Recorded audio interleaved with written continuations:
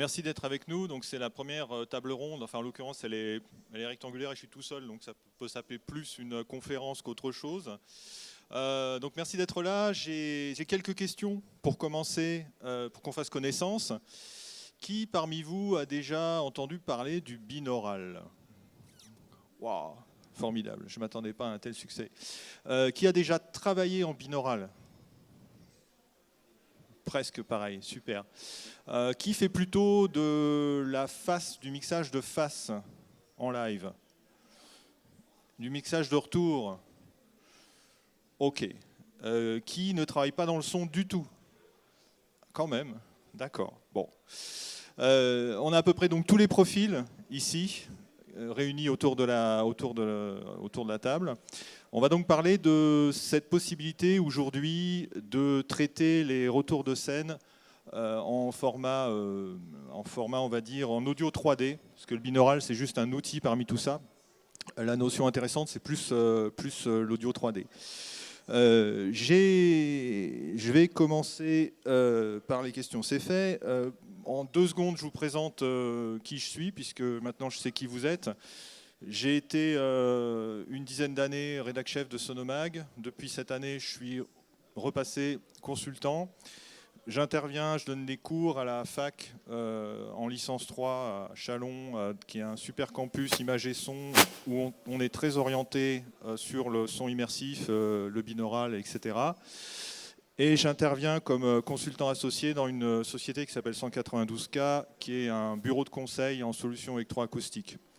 Et j'ai sorti 2 bouquins récemment, un sur la prise de son et un sur la sonorisation. Je ne vous parlerai plus de moi. La qualité des retours, que ce soit, on ne parle pas là de binaural ou d'autre chose, ou d'audio 3D, quel que soit le format dans lequel on va mixer nos retours, la qualité des retours, tout le monde est d'accord pour dire que c'est une part fondamentale du confort des artistes sur scène. Donc, normalement, une bonne raison que le concert ou le spectacle se passe bien, si les artistes sont dans le confort, en général, ils vont délivrer une prestation qui va être bien meilleure que s'ils sont malheureux. Toute la démarche qu'on va essayer de comprendre maintenant pour tendre vers le mixage des retours en audio 3D va vers là. On améliore le confort des artistes, donc potentiellement, on va obtenir une meilleure prestation, donc une prod contente, donc des techniciens peinards. En gros, si on va un petit peu plus loin, je ne pouvais pas l'écrire, mais entre nous, c'est ça, quoi. La prod est contente, donc on a une paix royale. Historiquement, on a fait du mixage de retour en mono. On continue toujours, hein, je pense que 80% des retours sont aujourd'hui en mono, que ce soit en wedge, comme ici. On a un gros retour qui se consacre au chanteur, qui est ici. Ça, c'est à l'île de la Réunion, au festival Sakifo. Le but, c'est avant tout d'être efficace. Le musicien veut entendre sa voix, et puis, je ne sais pas, la basse, ou le pied de grosse caisse, ou quelque chose. Eh bien, on va se débrouiller pour qu'il entende ça convenablement. Une précaution, je ne suis pas du tout ingé mix retour, donc je vais peut-être dire des grosses bêtises quant au mixage des retours. Il y a peut-être des choses que vous ne feriez pas du tout comme ça. Le but là n'est pas de montrer comment on mixe des retours, mais d'expliquer comment on arrive au mixage 3D. Hein. Donc ne vous offusquez pas et n'allez pas raconter à tout le monde que j'ai dit des âneries sur les mixages retours, hein, parce que je vais sans doute en dire. Donc au début, on se retrouve avec ça, on se retrouve avec un certain nombre de sons, c'est tout à fait arbitraire. Hein. On a choisi, on a une basse, on a un pied de grosse caisse, on a une voix, une guitare et un clic. À partir de ça, on se retrouve devant sa console et on doit gérer ces différents sons pour les différentes demandes des musiciens. Sur quels paramètres peut-on jouer avec ces sons-là? On va tout d'abord se consacrer au niveau. Tout d'abord, c'est peut-être la première bêtise que je dis, hein, c'est peut-être pas par ça qu'on commence, mais disons que c'est une des variables qu'on peut toucher. Le niveau, on va ajuster les sons entre eux, on peut mettre plus fort, moins fort. Le chanteur veut sa voix assez forte, il veut un petit peu de kick, il veut la guitare parce que ça lui donne une référence rythmique, il veut le clic pour être en place, il veut la basse pour l'harmonie. Bon, on lui fait son équilibre, il lui dit plus de ça, moins de ça, etc., etc., et on équilibre. La deuxième variable qu'on va pouvoir ajuster, c'est une notion spectrale. On a l'ensemble de nos bandes de fréquences disponibles et chaque instrument, chaque source va occuper une portion de ce spectre et on va être capable de choisir de baisser certaines parties du spectre, certaines fréquences, d'en monter d'autres pour imbriquer au mieux, au sens spectral du terme, en termes de fréquence, pour imbriquer au mieux les sons entre eux. Et on va avoir une deuxième possibilité de rendre les choses beaucoup plus intelligibles. Au final, on en sera toujours à quelque chose comme ça. C'est-à-dire qu'on aura tout un tas de sons qu'on devra faire passer par un tout petit tuyau et qui vont alimenter notre retour, que ce soit un retour wedge, comme on a vu sur l'exemple de la photo à l'île de la Réunion, un haut-parleur, ou que ce soit un retour ear monitor des écouteurs. Dans les deux cas, on est dans le même cas de figure. On doit empiler énormément de choses dans un tout petit tuyau. Avant tout, ce qu'on va rechercher, c'est l'efficacité. On n'est pas là pour faire de l'esthétisme, on est là pour que le musicien entende ce qu'il a besoin d'entendre, et ça s'arrête là. Si c'est beau, tant mieux, mais ce n'est pas du tout la priorité, ce n'est pas ce qu'attend le musicien. Le musicien, c'est un professionnel, il a une prestation à faire. S'il loupe une partie, il va se faire sermonner, c'est un euphémisme, par son leader, par la prod. Donc on est là pour lui diffuser ce dont il a besoin. Et la tendance en mixage mono, pour se rassurer, c'est de mettre fort. Alors pas forcément à l'initiative de l'ingé son, hein, mais souvent à la demande de l'artiste. L'artiste va demander du niveau pour se rassurer par rapport à ce qu'il entend. Donc on est dans une situation qui n'est pas confortable pour plein de raisons, parce qu'on approche de l'accrochage, parce qu'on pollue le plateau, parce qu'il y a beaucoup de raisons qui rendent les choses difficiles à gérer. Mais c'est la demande de l'artiste. Il veut entendre ce qu'il a besoin d'entendre et tout est bon pour ça. On diffuse donc fort. On a la deuxième étape qui va être la stéréo. On va retrouver les mêmes sons. On a choisi nos 5 sons identiques. On va retrouver notre même possibilité de gérer les niveaux. Ça ne change pas. Qu'on soit en mono ou en stéréo, on a la possibilité de mettre certains sons plus forts, moins forts, etc. On a la possibilité, évidemment, de traiter le spectre sonore. Mettre certaines fréquences plus fortes, d'autres plus faibles, etc. Donc ça ne change rien par rapport à notre mixage mono. Ce qui va changer, en revanche, c'est, vous vous en doutez, la possibilité d'élargir le mixage. Je vais vous faire écouter 2 sons différents. On va les écouter plusieurs fois. Tous les spectacles de l'image animée répertoriés au cours de l'histoire de l'humanité se sont déroulés avec accompagnement sonore. Alors là, vous dites, ce mec est fou, il nous fait écouter des trucs, on ne comprend rien. Je vais vous faire écouter la deuxième version de ce son. Et vous choisissez, que vous soyez à gauche, à droite, ça ne change rien. Vous choisissez de vous focaliser, focaliser votre attention sonore, soit sur l'enceinte de droite, qui est là, soit sur l'enceinte de gauche, qui est là. Au choix, vous faites ce que vous voulez. Les sons sont exactement les mêmes, c'est au même niveau, les corrections sont les mêmes, c'est tout pareil, il y a juste un paramètre qui change. Je vous fais écouter la deuxième chose. Tous les spectacles de l'image animée répertoriés au cours de l'histoire de l'humanité se sont déroulés avec accompagnement sonore. On fait le contraire, vous essayez, si vous écoutiez l'enceinte de droite, vous écoutez celle de gauche, et inversement, c'est le même contenu. Tous les spectacles de l'image animée répertoriés au cours de l'histoire de l'humanité se sont déroulés avec accompagnement sonore. Qu'est-ce que j'ai fait? J'ai tout simplement balancé un de mes sons à droite, un de mes sons à gauche. On commence à faire appel aux capacités psychoacoustiques du cerveau, qui est d'être capable de discriminer des sons suivant d'où ils proviennent.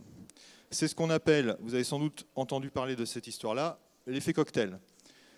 Une personne qui entend 3 phrases venant du même endroit, autrement dit la mono qu'on avait tout à l'heure, hein, puisque c'est le premier signal qu'on a écouté, c'était de la mono, les deux phrases étaient mélangées l'une à l'autre.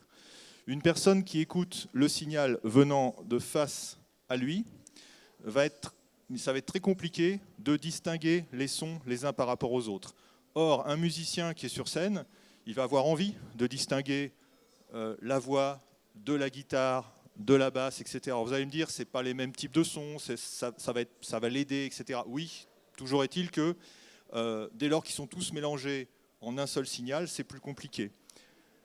Dans notre dessin de droite, on a simplement pané les voix, on en a mis une à gauche, une au centre, une à droite. De cette façon-là, alors j'avais essayé, j'ai la version avec 3 voix, mais voyant la configuration, les enceintes très rapprochées et l'audience assez éloignée, j'ai supprimé la voix centrale. Ça aurait été compliqué d'entendre. J'ai fait des essais, ça ne marchait pas bien. Mais avec 3 voix, dès lors que vous êtes dans une situation d'écoute standard, ça fonctionne aussi très bien. On est capable, en se focalisant un petit peu sur un côté, l'autre, voire le centre, de distinguer complètement le sens de ce qu'on entend, alors que dans la version mono, on n'était pas capable de le faire. On a la discrimination du cerveau qui fonctionne très très bien. On va voir après comment le cerveau est arrivé à discriminer les sons. Donc vous l'avez compris, la notion qu'on a ajoutée, l'outil qu'on a ajouté, c'est le panoramique, qui est présent sur chaque console stéréo. Et on va pouvoir choisir pour chaque son de les placer où on veut. Par exemple, ma voix qui est ici, je n'ai pas représenté de dessin du panoramique parce que la voix souvent est au centre. C'est quelque chose dont a besoin à peu près tout le monde sur scène, donc elle reste au centre. J'aurais pu mettre un petit bouton avec un trait vertical, mais j'ai pas beaucoup la place de faire ça. J'ai considéré que la basse, c'était pas... Là aussi, ça peut être des grosses bêtises, hein, mais bon. J'ai considéré que la basse, ça n'était pas nécessaire de la panoramiquer beaucoup, dans la mesure où on a du mal à distinguer la provenance des sons graves. Donc pourquoi les mettre à gauche si on ne va pas être capable de tellement entendre ça? Mon clic est important aussi, mon repère de tempo, donc je le laisse relativement centre. Et puis ma guitare qui est rythmique, je vais choisir de la mettre complètement à droite. Ça va être un endroit où le musicien va être capable de très très bien le localiser. Ça ne va pas gêner, c'est pas besoin de le mettre fort. Et ça se différencie complètement des autres sons. Pareil pour mon kick, mon pied de grosse caisse, je le mets complètement à gauche, c'est un autre support rythmique. Et comme ça, je me dis que je vais aider mon artiste à entendre tout ce qu'il a besoin d'entendre distinctement. Comment ça fonctionne, cette histoire-là?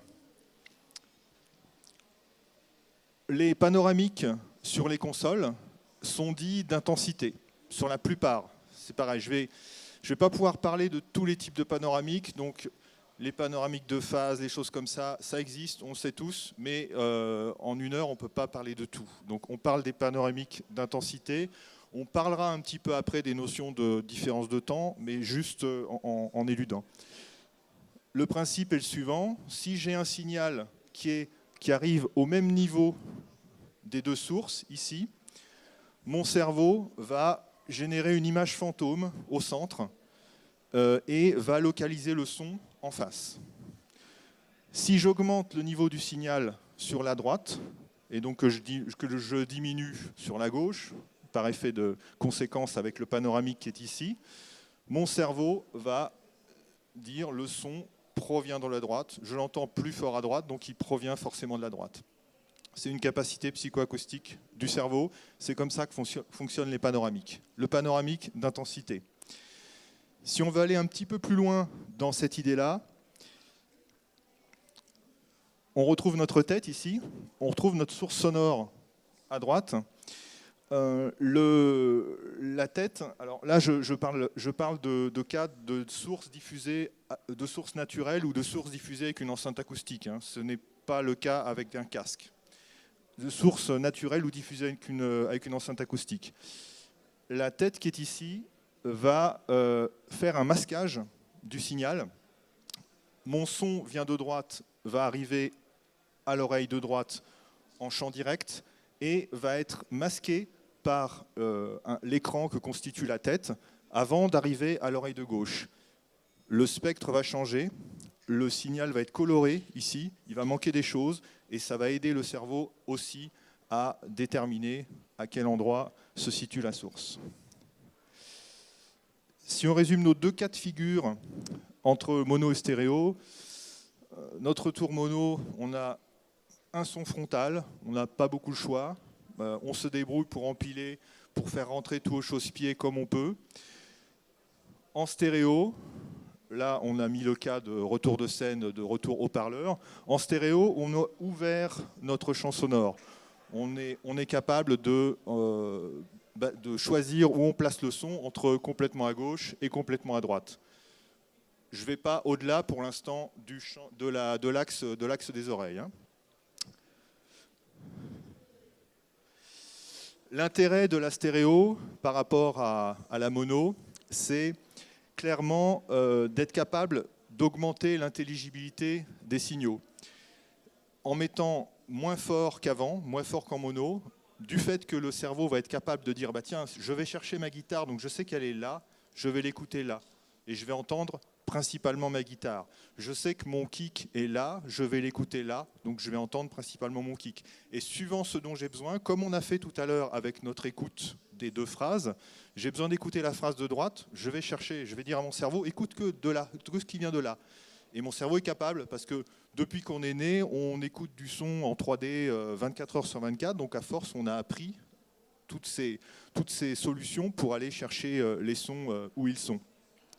Le musicien, c'est pareil, sur scène, il entend ça, il a besoin d'aller chercher précisément avec son cerveau un son, il va le localiser, ce qui était complètement impossible de faire en mono, évidemment. Je vais aussi pouvoir mieux hiérarchiser mes sons. On sait que des sons qui viennent de l'avant sont plus mis en valeur, des sons qui viennent du côté peuvent être plus alertants, c'est-à-dire que ce n'est pas naturel d'avoir un son qui vient subitement du côté. Dans notre cerveau historique, dans notre cerveau reptilien, c'est plutôt un signe d'alerte d'avoir un son qui vient sur le côté. Donc on est capable de hiérarchiser comme ça, d'apporter une couche psychoacoustique au mixage des retours. Et au final, on peut diffuser beaucoup moins fort. Ça, c'est aussi un gros intérêt. On va être capable d'obtenir un signal intelligible en étant beaucoup moins fort pour chaque musicien. Et à terme, c'est important. On va aller au-delà maintenant. On a travaillé sur l'avant ici, le plan avant des oreilles. On va essayer de voir comment est-ce qu'on pourrait utiliser tout ce qu'il y a autour. Tout ce qu'il y a autour, c'est l'arrière de notre tête. Pour l'instant, on exploitait la zone gauche et la zone droite. L'arrière de notre tête, mais aussi le dessous du plan des oreilles et le dessus du plan des oreilles. On arrive... Alors 360, c'est peut-être un petit peu ambitieux parce que 360, il faudrait aussi couvrir le bas de la sphère. On verra ou on verra pas, mais je vous le dis que ça n'a pas de sens d'exploiter le bas de la sphère. On localise très mal les sons qui sont en bas. Mais on va voir comment est-ce qu'on peut intervenir pour exploiter l'ensemble de cette partie. Là, il y a eu la partie un petit peu technique. On est dans le cas d'un son, la source peut être ici ou ici. On a un son qui est à même distance des oreilles, que ce soit à l'avant ou à l'arrière. On a un son qui est dans l'axe de la tête. Ce son-là va produire le même signal ici que ici. Ce son-là, qui est le même que celui-là, j'aurais dû mettre les mêmes couleurs, ce son-là va produire le même son ici que ici. C'est la même distance, c'est la même atmosphère, il n'y a pas d'obstacle, on est exactement dans les mêmes cas de figure. Donc comment notre cerveau va être capable de distinguer un son identique qui serait devant nous à 2 mètres et derrière nous à 2 mètres? A priori, ça paraît compliqué. Sauf qu'on est hyper bien équipé, on a des pavillons sur nos oreilles. Il se trouve que nos pavillons d'oreilles sont les choses les plus dissymétriques imaginables. Je ne sais pas quel bureau d'études a conçu ces pavillons, mais il est balèze. Et on voit qu'un son qui va arriver sur l'oreille de l'avant va se retrouver confronté à un pavillon qui a une forme vue de l'avant complètement différente de la forme vue de l'arrière. De la même façon, un son qui vient du haut va se retrouver face à une forme de pavillon complètement différente d'un son qui vient du bas. Le pavillon de l'oreille, en fait, fait office de filtre spectral. Chaque son, suivant la direction d'où il vient, en tapant sur ces différentes parois, en passant par les différents orifices, etc., va être transformé par un filtrage en peigne, forcément.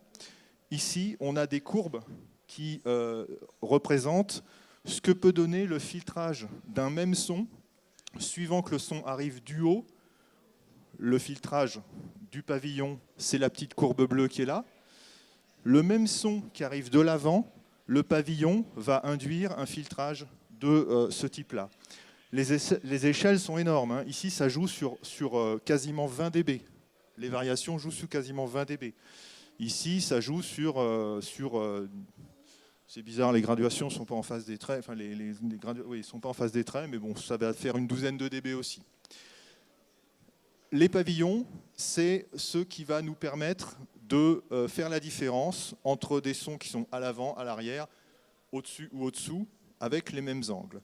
Chaque angle de provenance d'un son va induire un filtrage différent. Et au fil des années, notre cerveau a appris à mémoriser l'ensemble des filtrages par rapport à des sons, par rapport aux directions des sons. On est dans la rue, on a une voiture qui passe, on la voit, on l'entend, et notre cerveau se dit « Tiens, ça c'est le son d'une voiture que j'entends, et j'ai vu que la voiture passait de là à là, le son a changé comme ci, comme ça, et donc je mets en mémoire cette information de variation du son. » Et comme on fait ça depuis, alors certains sont plus jeunes que d'autres, mais depuis entre 20 et 70 ans, à force, on a une base de données de filtrage qui est gigantesque et qui nous permet instantanément de se dire, ben voilà, tel son, tiens, c'est un chien, et ben je me souviens, alors c'est inconscient évidemment, hein, je me souviens que j'ai déjà entendu un chien de ce type-là et qu'il était à tel endroit, et donc j'en déduis que le chien que j'entends aujourd'hui comme ça, il doit être à peu près au même endroit. C'est comme ça que fonctionne la localisation des sons. Il y a un nom savant pour l'ensemble de ces filtres, c'est les HRTF, donc les fonctions de transfert de l'oreille.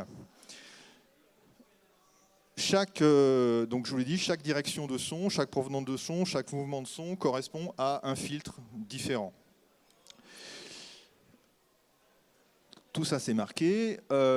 Ces informations de HRTF vont compléter les informations de différence d'intensité dont on a parlé tout à l'heure. Et on va là brièvement parler d'un autre type d'informations qui sont les informations de différence de temps. C'est évidemment des paramètres qui vont être exploités dans le mixage 3D. De la même façon qu'un son qui va être plus à gauche va être ressenti plus fort par l'oreille gauche que l'oreille droite, un son qui va être plus à gauche va arriver à l'oreille gauche avant d'arriver à l'oreille droite. Ça, c'est les notions de différence de temps. On a un delta T entre les deux temps de propagation du son dans l'air. Et le cerveau va utiliser ces notions-là pour être capable d'affiner la localisation des sons. On est extrêmement précis. Un son qui est complètement latéral ici, donc c'est la plus grande dimension possible dans la différence de temps entre les deux oreilles. On arrive à une différence de temps de déplacement du son, je ne trouve plus le mot, c'est pas grave, maximum de 0,6 millisecondes. Donc on est entre 0 et 0,6 millisecondes de delta T possible. Donc notre cerveau est capable de gérer des informations de microsecondes pour obtenir les informations de localisation du son.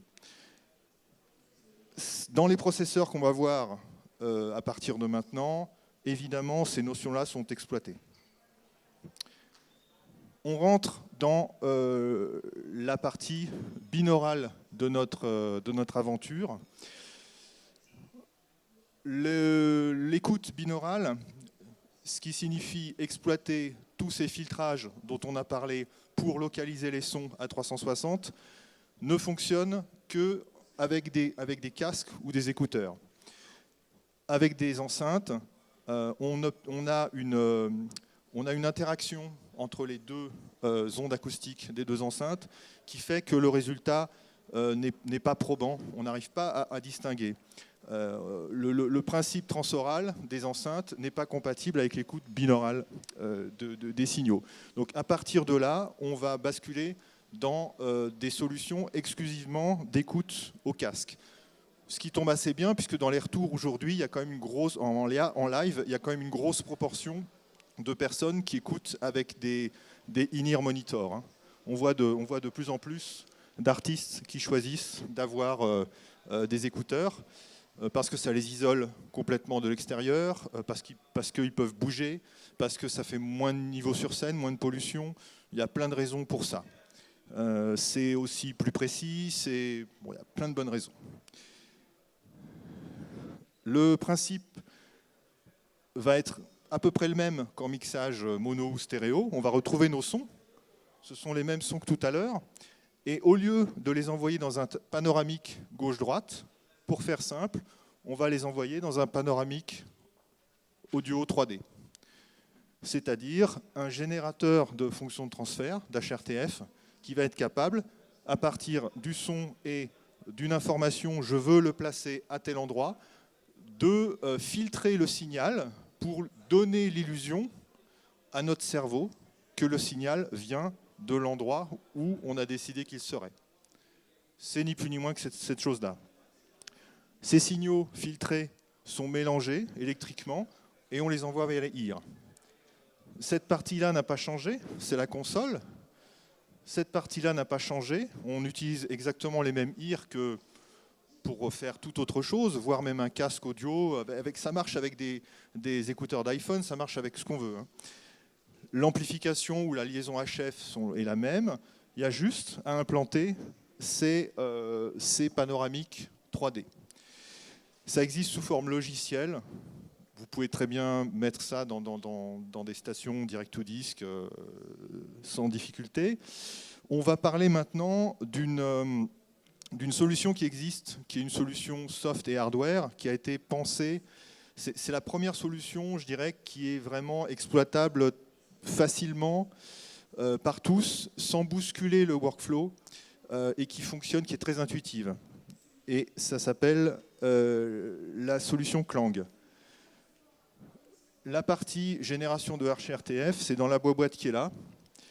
Et sur l'interface utilisateur, on va voir qu'il y a plusieurs types d'interfaces utilisateurs possibles. Sur l'interface utilisateur, on va tout simplement, avec l'écran tactile, positionner les sons où on veut. L'interface utilisateur ressemble à ça. On retrouve notre tête et on retrouve l'ensemble des sons qui correspondent ni plus ni moins aux sorties directes de la console. C'est une console comme toutes les consoles que vous connaissez. Vous avez les sorties directes de vos tranches qui alimentent le processeur et vous choisissez de mettre votre caisse claire devant, votre piano ici. Alors vous gérez les sons mono et les sons stéréo. Où est-ce que je peux trouver un son stéréo? Je pense que piano 1, piano 2, c'est un son stéréo. Donc vous gérez aussi les sons stéréo.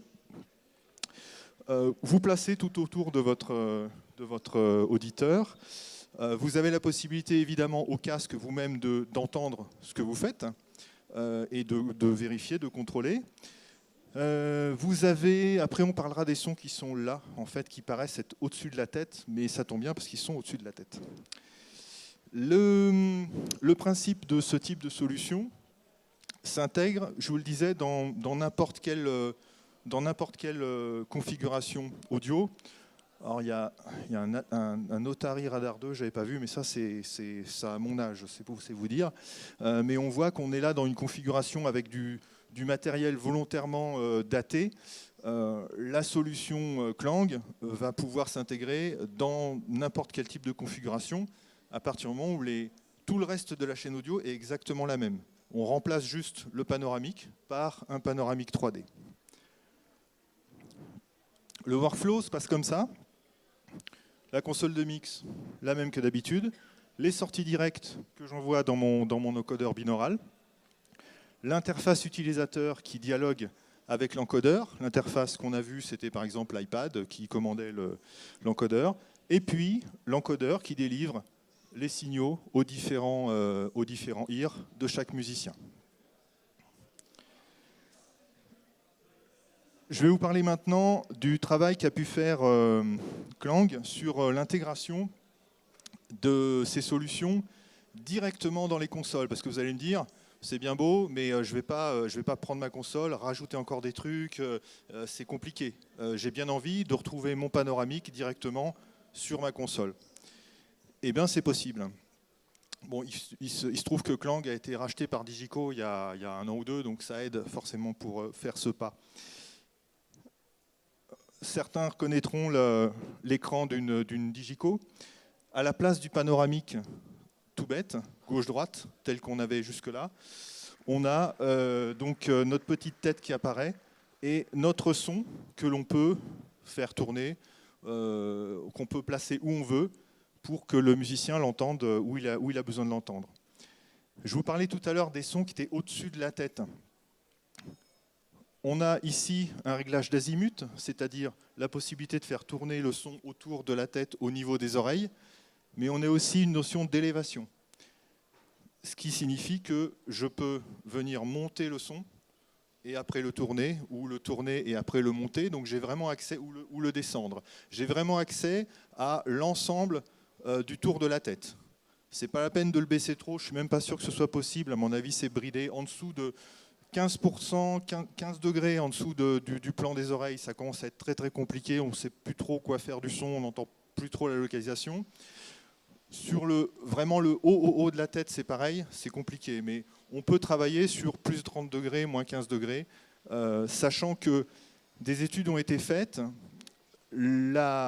Si on veut que l'attention soit la plus facile à attirer de quelqu'un par rapport à un son, l'endroit où il faut le placer, c'est devant soi, un petit peu au-dessus. Un son qui vient d'ici, c'est très facile de le percevoir et de le capter. Après, je vous parlais tout à l'heure des sons d'alerte. Si on place un son derrière, ça va être un son qui va être stressant.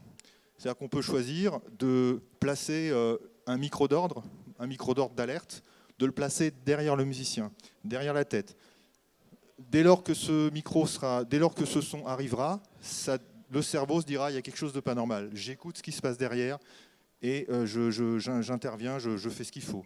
Donc on peut accéder à tout un ensemble de notions psychoacoustiques qui ne sont pas exploitables ni en mono ni en stéréo avec la gestion à 360 des sons des retours. Le workflow, dans ce cas-là, est un tout petit peu différent. On retrouve quand même beaucoup de ce qu'on avait vu tout à l'heure. La grosse différence, c'est ici. C'est qu'en fait, il y a une interaction entre la console et le processeur.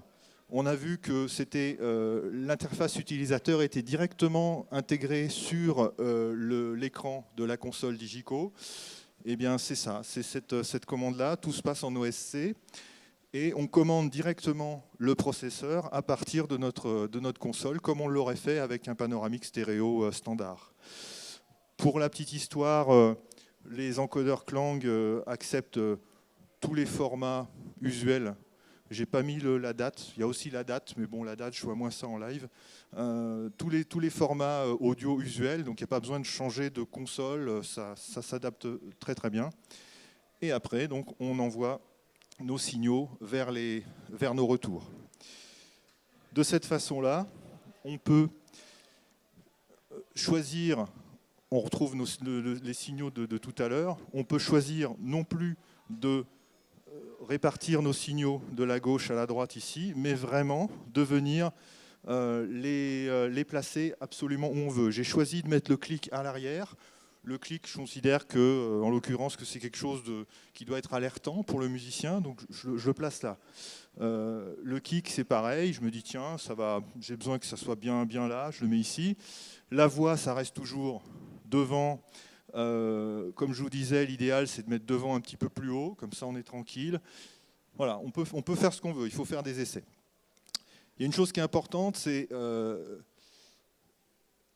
une solution qu'il ne faut pas forcément amener sur une scène du jour au lendemain.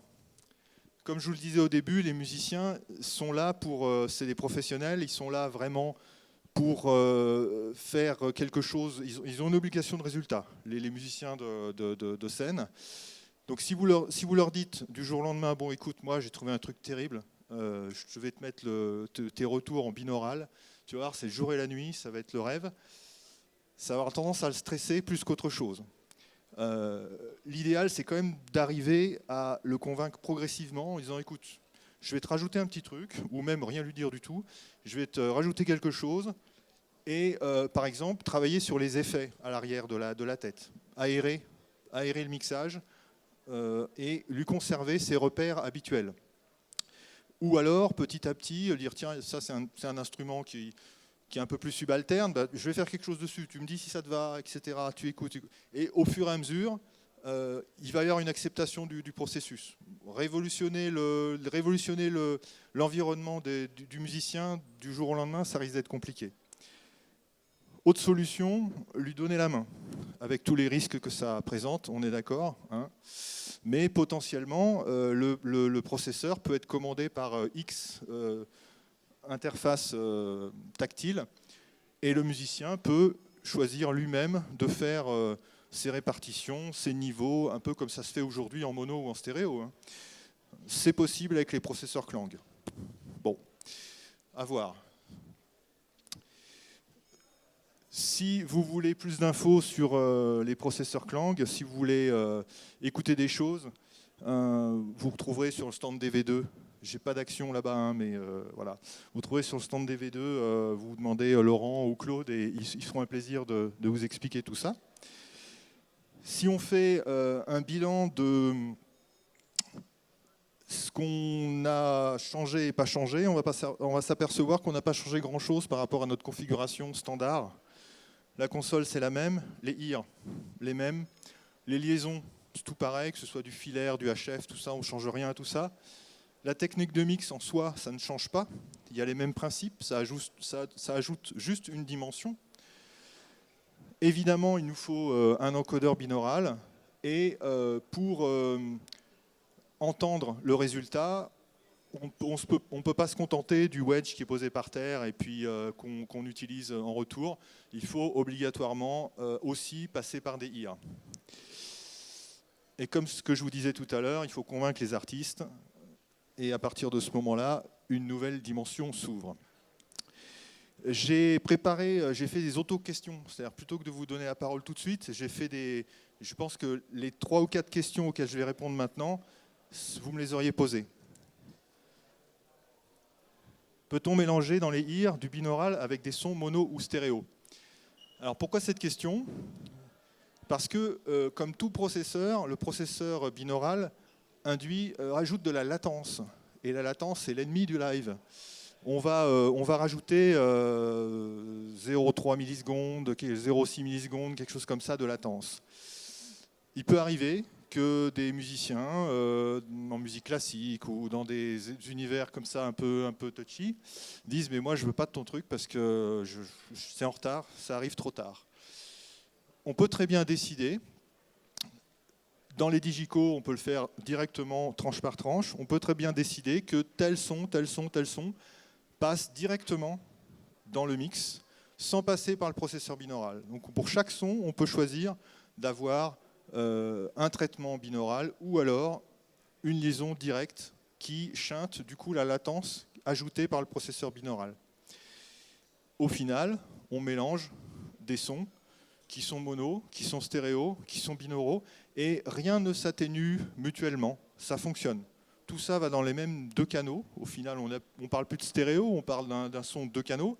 Tout ça va dans les mêmes 2 canaux et puis se retrouve au niveau du décodage du cerveau. Ce qui est mono va s'entendre en mono, ce qui est stéréo va s'entendre en stéréo, ce qui est binaural va s'entendre en binaural. Donc il n'y a pas de contre-indication à mélanger tout ça ensemble dans 2 canaux de IR.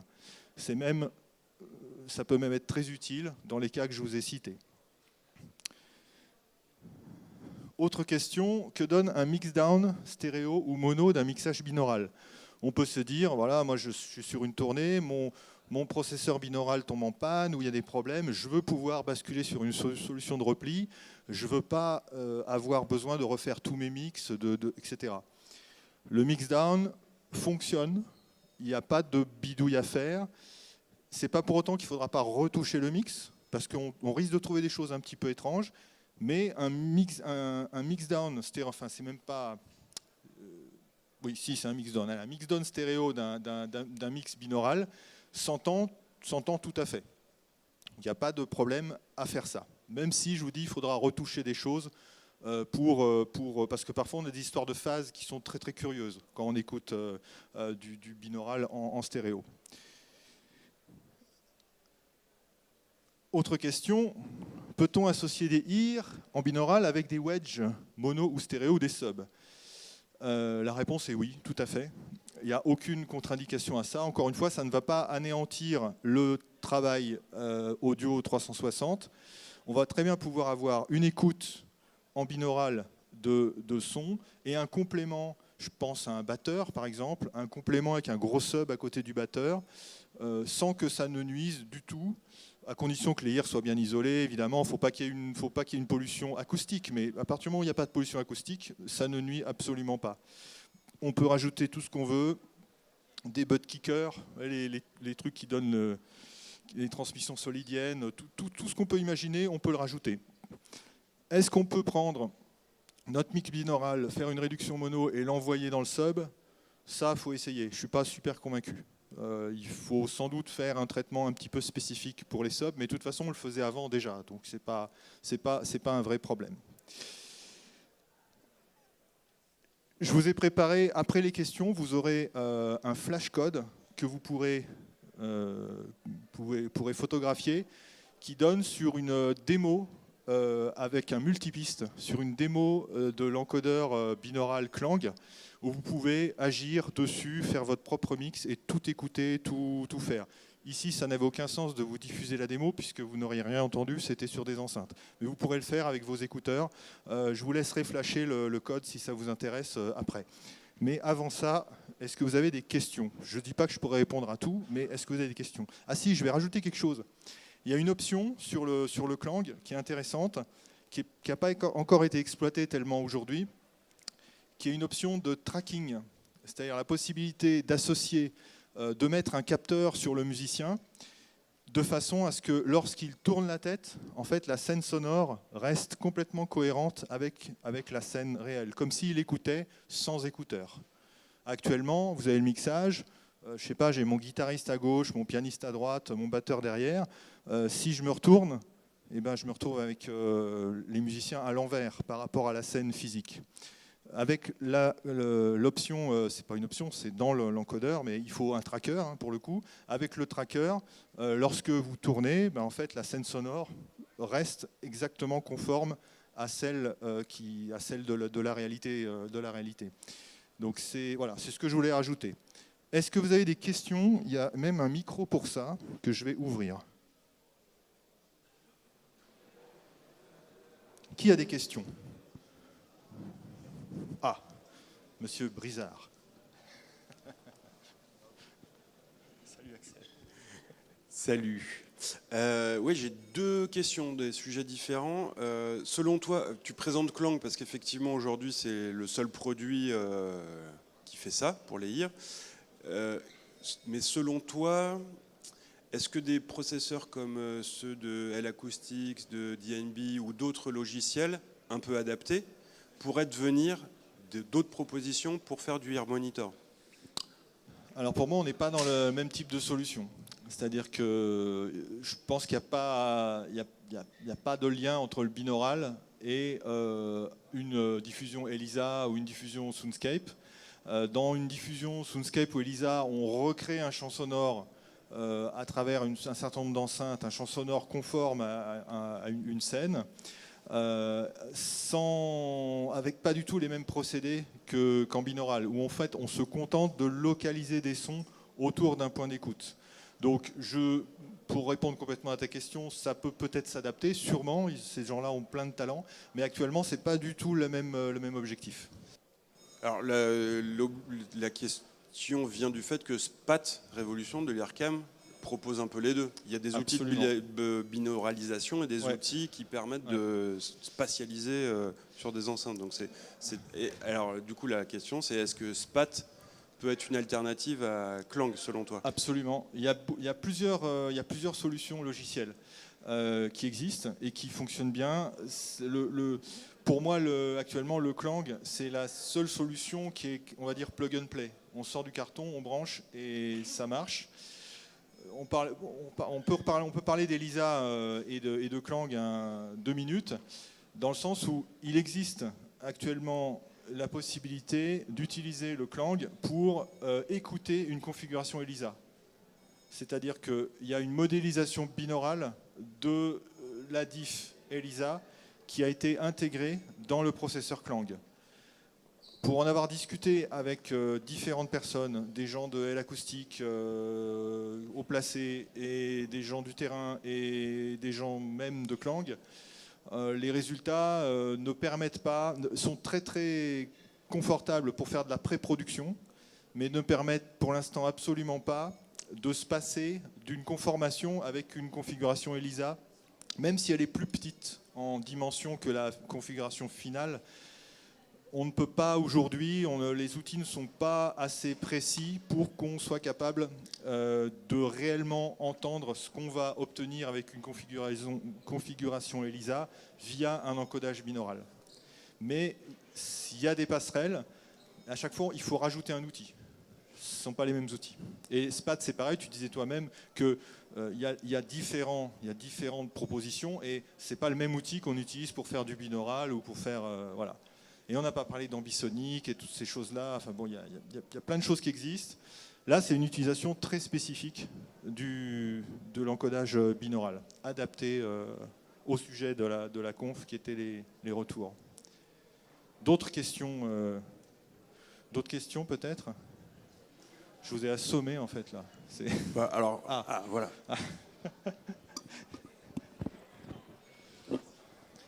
Les fonctions de transfert, c'est censé être particulier, c'est censé être relatif à chaque personne. Excellente question. Est-ce qu'il y a un moyen d'ajuster ce paramètre si ça ne marche pas? Excellente question. Actuellement, il n'y a pas de moyen. Enfin, il n'y a pas de moyen. Disons que dans une solution comme Clang, il n'y a pas de moyen. Dans des solutions... Alors, on va peut-être préciser, expliquer la question. On n'est pas deux à avoir les mêmes formes de pavillons d'oreilles. On a tous des oreilles différentes, parfois très très différentes. Donc, par définition...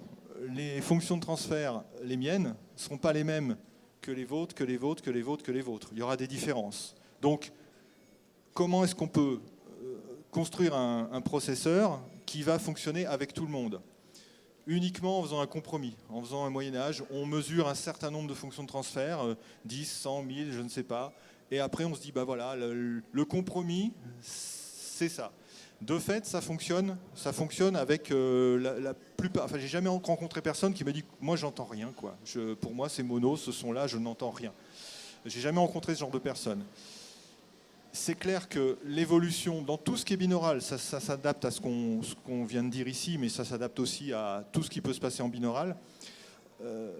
L'étape suivante, ça va être une génération de fonctions de transfert personnalisées.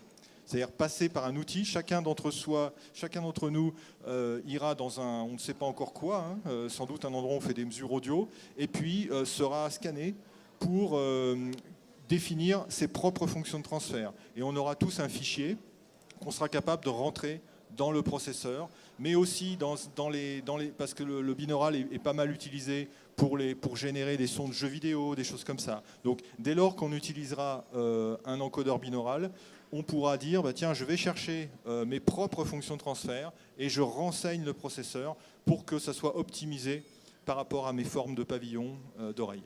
Donc c'est très très bonne question. Et il y a déjà certains plugins Max for Life qui permettent ce genre de... Absolument. C'est plutôt une moyenne pour des enfants, des femmes, des hommes, etc. Mais ça permet d'affiner ces paramètres-là. Absolument. Mais c'est plutôt Là, on reste dans des solutions. Un enfant pourrait s'en servir, quoi. Il joue avec. Vous verrez la démo. N'importe qui peut s'en servir. Quand on bascule sur des solutions type Max, ces choses comme ça, on est un petit peu dans la recherche. On est déjà dans quelque chose de beaucoup plus élaboré, quand même, à mon avis. Mais ça existe, oui, bien sûr, ça existe. Ouais. Et peut-être que scanner l'oreille au sens physique du terme suffira pour un scan 3D, pour définir des HRTF, je ne sais pas, on en verra. Ça existe déjà, des scans d'oreille, mais ce n'est pas répandu. Et ce qui est important, c'est de comprendre que ces solutions fonctionnent sans avoir à s'occuper de tout ça. Ça fonctionnera sans doute beaucoup mieux plus tard, mais pour l'instant, ça fonctionne sans avoir à s'occuper de tout ça. D'autres questions ? S'il n'y a pas de questions, vous pouvez, pour ceux que ça intéresse, flasher ce code. Ça existe. La démo existe dans tous les domaines. Merci. La démo existe dans tous les systèmes. Et vous allez pouvoir vous amuser comme des petits fous, gratuitement, sans inscription, sans rien, avec un multipiste fait par Clang, évidemment. Merci à toutes, merci à tous pour tout ça. Si vous avez des questions, je reste dans le coin encore 10 minutes. Et n'hésitez pas à essayer tout ça. C'est sans doute quelque chose qui sera utilisé fréquemment dans les prochaines années. Bonne journée, bon salon.